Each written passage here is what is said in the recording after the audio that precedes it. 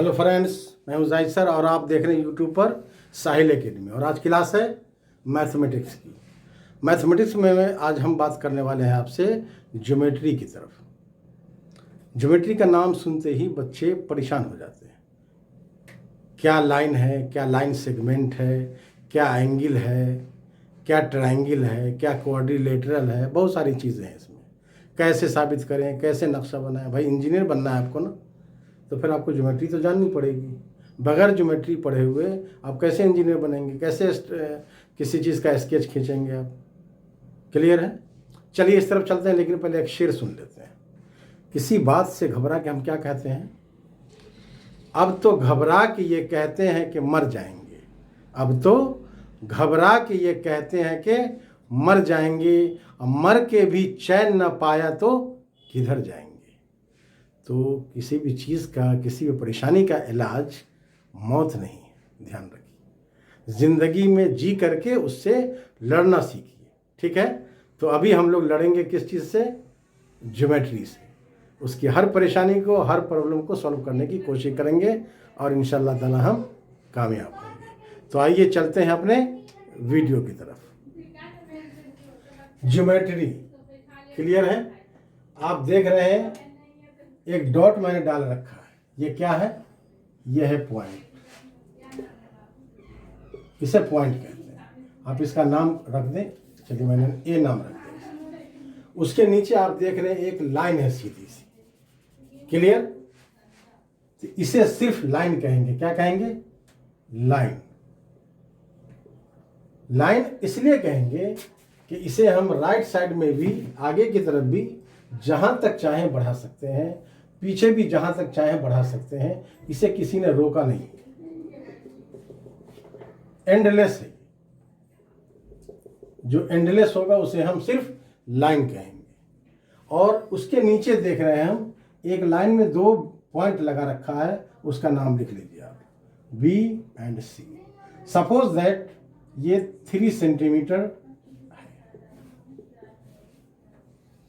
वो part of the line जिसका कोई नाम हो और उसका मेजरमेंट भी हमें पता है कि वो कितना है, उसे कहेंगे हम लाइन सेगमेंट। क्या कहेंगे? Line segment.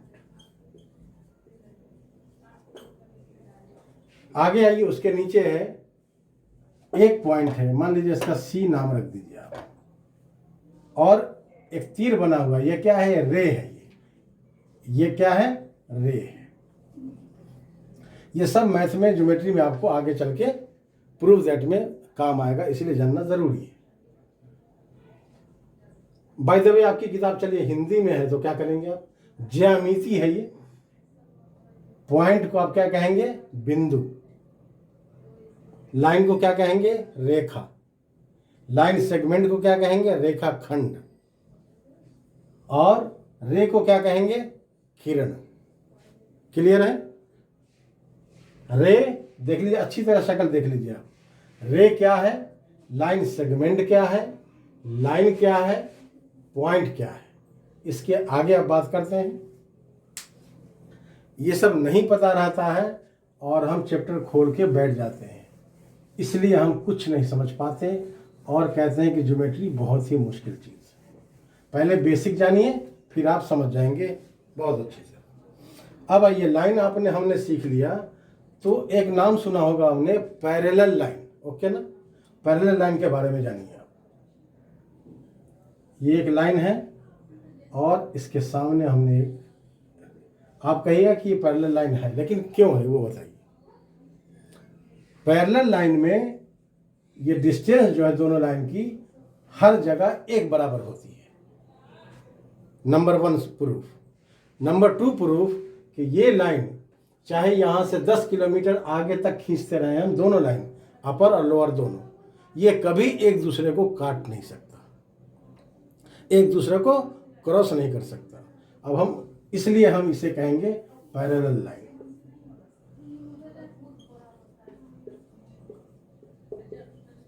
ठीक है? इसे हिंदी में कहते हैं इसे समानांतर रेखा। मतलब हर जगह जो अंतर है इसके वो समान है, एक बराबर होती है। अब ये लाइन देखिए आप, अब फैसला कीजिए ये क्या है। क्या ये दोनों लाइन मिलकर के ये क्या दोनों पैरेलल लाइन है? नहीं है। क्यों नहीं है वो देखिए, एक बराबर डिस्टेंस नहीं है, यहाँ ज़्यादा है, कम कम कम कम। क्या होगा नतीजा इसका वो देखिए। ये जब इसे हम आगे बढ़ाएंगे तो कहीं ना कहीं ये जा करके इसे काट देगा। देखिए आप, इसे आगे बढ़ाइए, इसे आगे बढ़ाइए, इसे आगे बढ़ाइए, इसे देखिए यहाँ काट दिया। ये पैरेलल लाइन नहीं है। जो पैरेलल लाइन होता है वो एक दूसरे को कहीं भी कभी भी नहीं काट सकता। ठीक, पैरेलल लाइन भी आप समझ गए। अब इसके आगे आइए।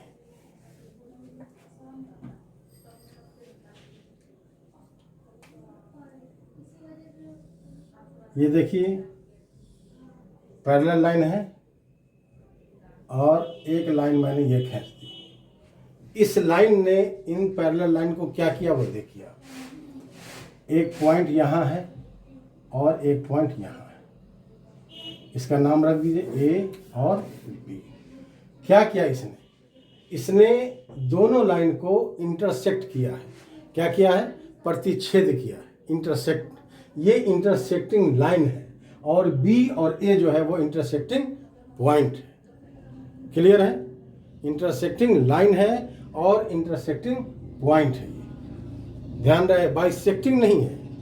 इंटरसेक्टिंग में ये होता है कि किसी भी लाइन को कहीं पर से भी आप काट दीजिए, लेकिन बाइसेक्टिंग में क्या होता है, किसी भी लाइन को बिल्कुल मिड पॉइंट पे अगर काट रहे हैं टू इक्वल पार्ट्स में तो वो बाइसेक्टिंग लाइन कहलाती है, वरना इंटरसेक्टिंग लाइन होती है। तो इंटरसेक्टिंग लाइन और पॉइंट्स भी हम समझ चुके हैं। अब आगे आइए, सब कुछ ध्यान रखिएगा। पैरेलल लाइन बताया मैंने, इंटरसेक्टिंग लाइन बताया। अब इसके बाद लाइन सेगमेंट जान चुके हैं। तो दो लाइन सेगमेंट अगर मिलता है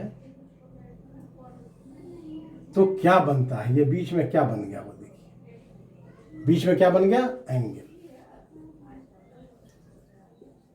ध्यान रहे, ये एंगल नहीं है, ये दोनों लाइन है। अगर नाम रख दें तो लाइन सेगमेंट हो जाएगा, वरना सिर्फ लाइन कह सकते हैं। इसका नाम रखिए ए ओ बी। अब इस एंगल का नाम हो गया angle A O B. Angle को हम तीन तरह से पता कर सकते हैं। कोई अगर पूछे कि एंगल का नाम लिखिए तीन तरह से, angle O B, angle A O B. O पर एंगल बन रहा है, देख लीजिए आप।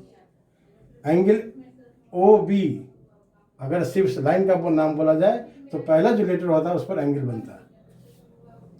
ए ओ बी तो मिडिल जो लेटर होता है उस पर एंगल बनता है। तो नाम हम इस तरह बोलेंगे, ठीक है ना। अब एंगल बनने से क्या होता है वो देखिए आप।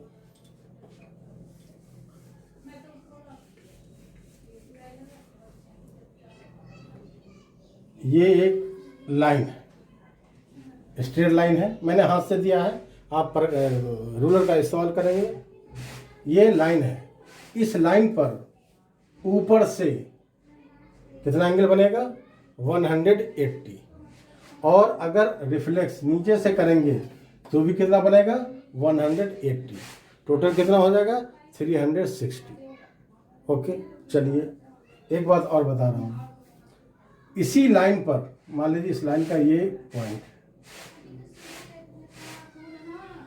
ये आपने सेमी सर्कल बना लिया, ठीक है ना। तो ये जो पॉइंट है ये